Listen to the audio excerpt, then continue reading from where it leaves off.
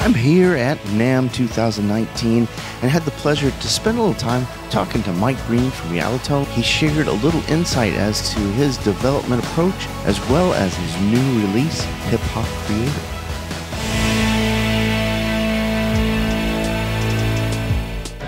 Hi, this is Mike Greene. I'm from Realitone.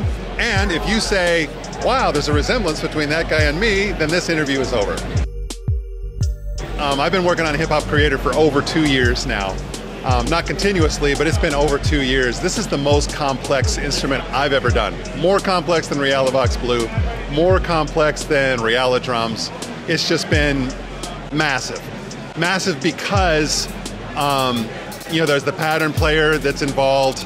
The pattern player, you have the complexity sliders, you have a million things that you can swap in and out that were not possible in Realidrums.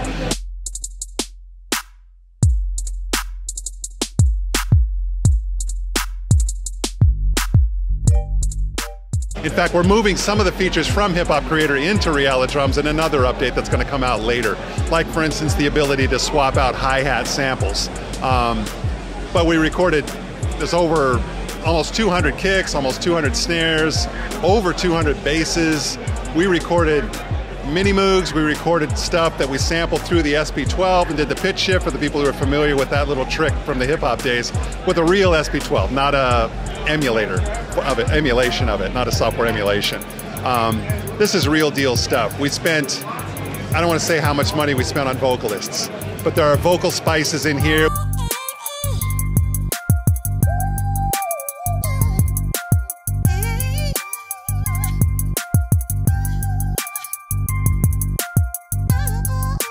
We've got 4 or 5 rappers that give you various lines that you can, you know, spice up your song with.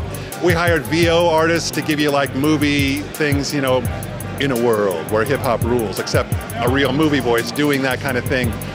Tons of comedy kinds of things that we added. The voiceover stuff, that's what we've been working on for the last 2 months. And it's just been a ton of fun. And the reason why it spent so much time is because we're trying to cover so many different things that it does. It will do Cypress Hill squeals, if you're familiar with those. It covers all these sounds that you would have to look all over the place for. Orchestra hits, brass hits, guitar chinks, where you would do, you know, chink. There's a Amory song called One Thing. This will do that. The guitars, the drums, the bongo parts, all these different things. The Apache bongo beat is not in there. That would be a copyright violation. Actually, it would not. We can say Apache bongo beat. That's in there. There's bongo beats, there's conga beats, there's go-go bells from Rock the Bells. There's all these things that we did. It was basically, hip-hop has this long history, and, you know, the new stuff, this is mostly a new style hip-hop library. But we wanted to include all these old elements, the various things that you would say, wow, I wish I had that sound from that record. These sounds are not from that record. These sounds do the same thing as that record does.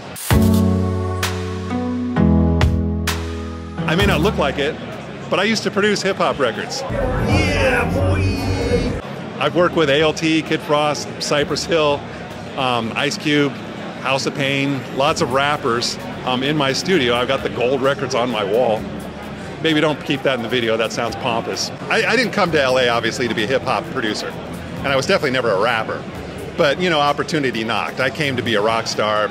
I started producing records, R&B records, but it's the hip-hop records, those are the ones that wound up being, you know, fairly successful. So that's what I started doing, and I love hip-hop.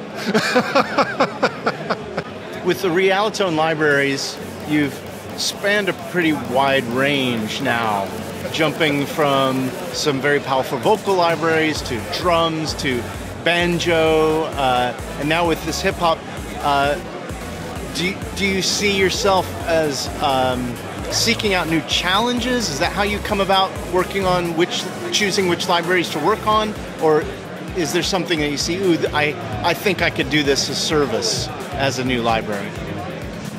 It's the challenge. I really should focus more.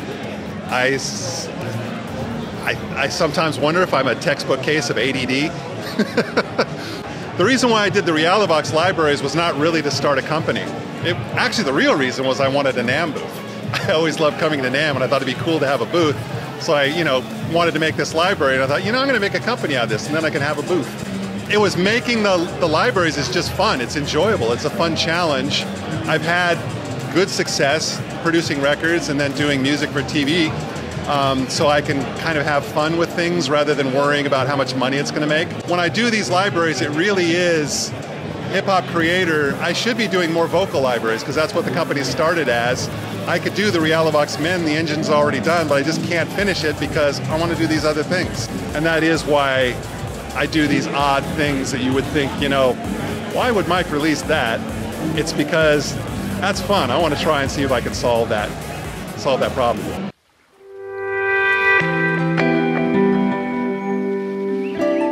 Riches. Actually, the future, right now, I'm so deep into hip-hop creator that I'm thinking in terms of EDM creator, and I'm thinking in terms of Latin creator and various other things where the benefit to this, it really started with Realibanjo, where I recorded the banjo and I realized I don't know what a banjo player plays. I sampled the banjo, but then I tried to play on the keyboard and I didn't know. And I think that a lot of people have the same kind of issues with hip-hop or Latin or all kinds of different styles of music where they just don't know what to play. So that's where I think the benefit of this kind of thing is that I think that it fills a need that people have. Even with fingerpick, which is a very basic library. It's not a basic library, but fingerpick is a simple instrument that you'd think, who needs another fingerpicking guitar? But it's done really, really well for us, even with guitar players, because you may know, most guys can do a basic not most guys, but most good guitar players can do a basic fingerpicking pattern, but I've got like 60 patterns. So, you can do all these different patterns, you can do them quickly, and it's a good inspirational tool that makes the process a lot easier. You can figure out the fingerpick patterns, but why? Why not use the ones that already have it set up? And that's really the same thing with Hip Hop Creator is you don't have to use my loops. In fact, for the most part, I think a lot of people won't use it for the loops. They're just going to want to use it because they get all those vocal sounds, they get all those horn hits, they get all those kicks, they get all these processed sounds that would take them a long time to find anywhere else. But you have the extra benefit that you need a beat in a hurry, like a film or TV composer. I don't say this as a sales pitch, I just say this as a guy who's done this. This is a no-brainer purchase because you got to do a hip-hop track, and we've all had to do hip-hop tracks or dance tracks or whatever, and here's a secret, turn up the tempo and you're going to have a dance track. But still buy EDM Creator when it comes out. Still buy EDM Creator when it comes out. Yeah. Oh!